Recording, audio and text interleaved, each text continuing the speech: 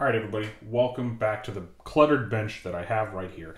We're going to talk about the Colt 6933 upper receiver. Now, this is a stripped upper receiver that I got at Brownells. It did not have a bolt carrier group or a charging handle, and then I went ahead and added the Troy two-piece handguard, which it's a decent handguard. We'll kind of review that in the future. We're going to talk about the accuracy today.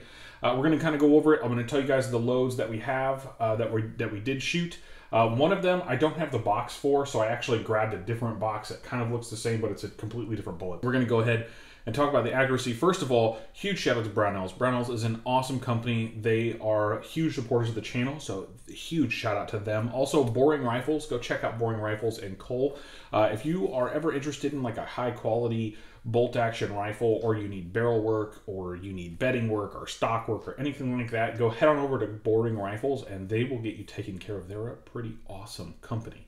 Yeah, and I actually went and shot a couple of their gamer guns back in well, it was last year, but a few months ago. I can't remember the exact date.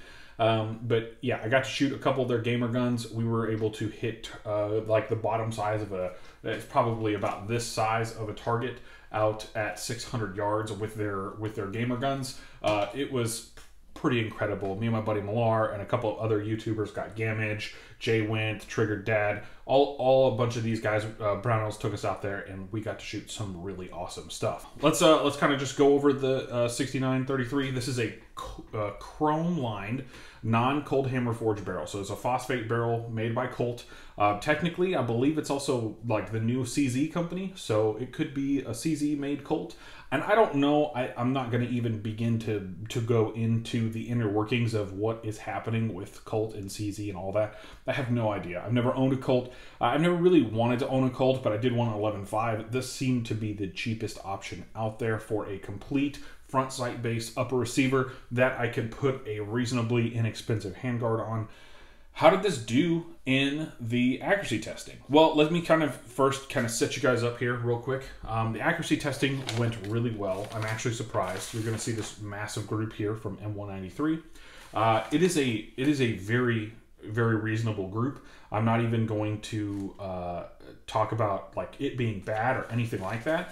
This gun shot very well. We'll see the other groups here in a minute. But what I ended up testing was this Lahab light ammunition. It's I believe it is, oh, I don't even know where it comes from. I'll have to look it up. Oh, there we go. It's from there. It's the Arab Emirates M193, not M855. It's M193. So it's just a standard sealed cartridge. It's a very nice cartridge. I really like it. This is our first group. We're going to go ahead and talk about this. I shoot 10-round groups. I only shot sighters to begin this. I shot about 5 to 6 rounds to sight this in.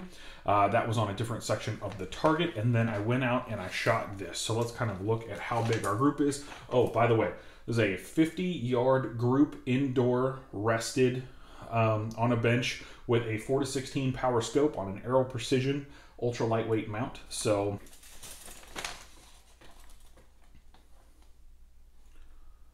yeah, we're sitting right about 2 7/8, 2 3/4 inch group. Not a bad group. It's decent sized. You know, it's a big group. Now, I don't know if you extrapolate that out into MOA, but this is 50 yards indoors. I will be actually going outside in the next couple of weeks, and I might take this with me and do another accuracy testing, especially with the M193 and a couple of other cartridges. All of these, by the way, are 10-round groups.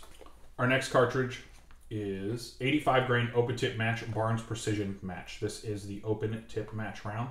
This is a high quality round, very nice.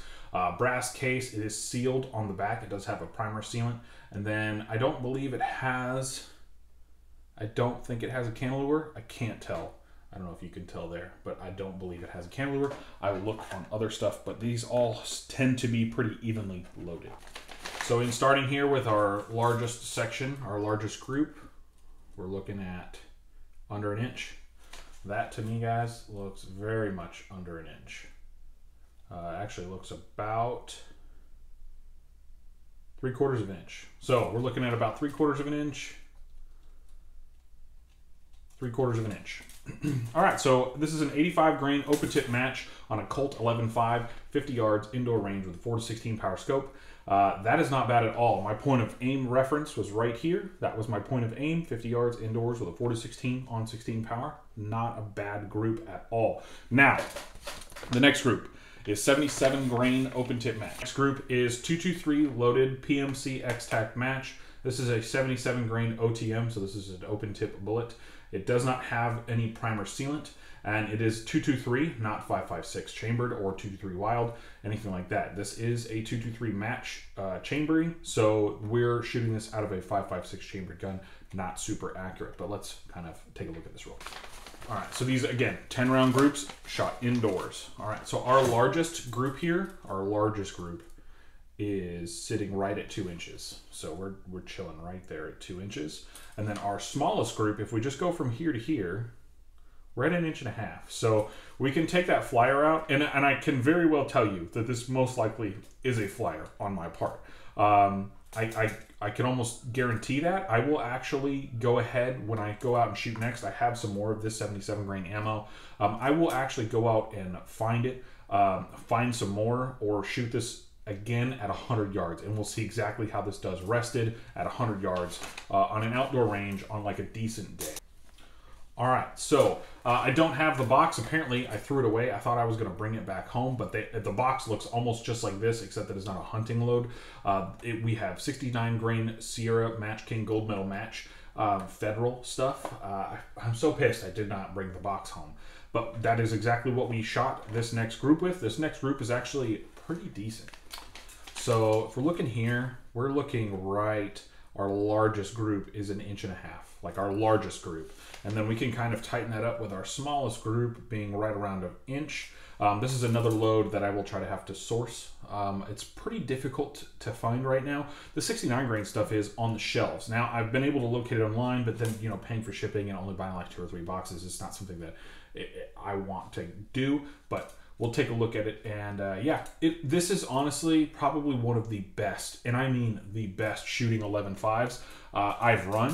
Now, I did also accuracy test my 13.9 and my 14.7, my FN 14.7. Both groups on those guns were significantly better than this. Now, take this into mind. This is a test of one. This is not multiple other testings. I will be doing another couple of videos on accuracy testing on these uppers that I have. But honestly, they're really good. There's not an issue. Like, if you're ever wondering, you know, should I get an 11.5 and is it accurate and is it good?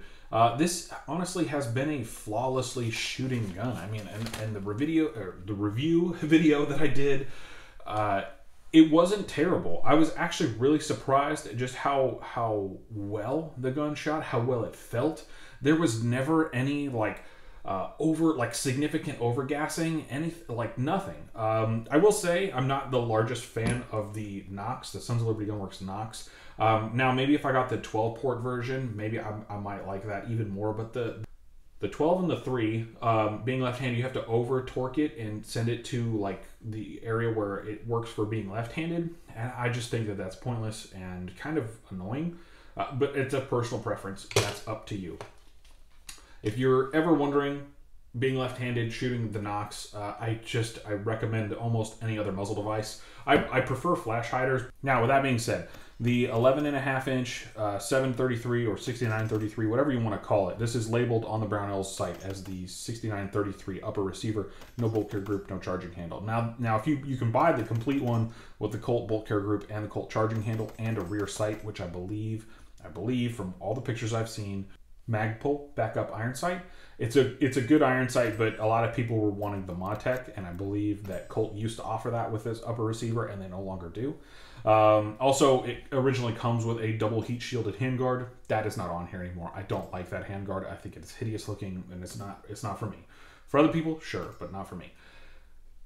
Anyway, the Colt 6933 upper receiver gets flying reviews for accuracy testing. Hopefully I'll be able to take it out to distance and have some fun, you know, slapping some steel, maybe a couple 100 yards, doing some stuff like that, especially with a magnifier on the EOTech. I think that would be a whole lot of fun.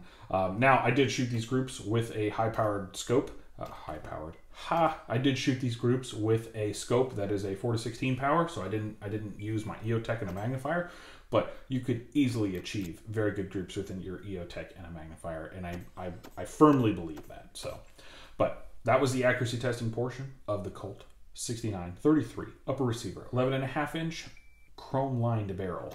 You guys let me know if it's something that you would want to see in the future, if you want to see any more, what other loads you'd like to see me test. No, I won't test your hand loads.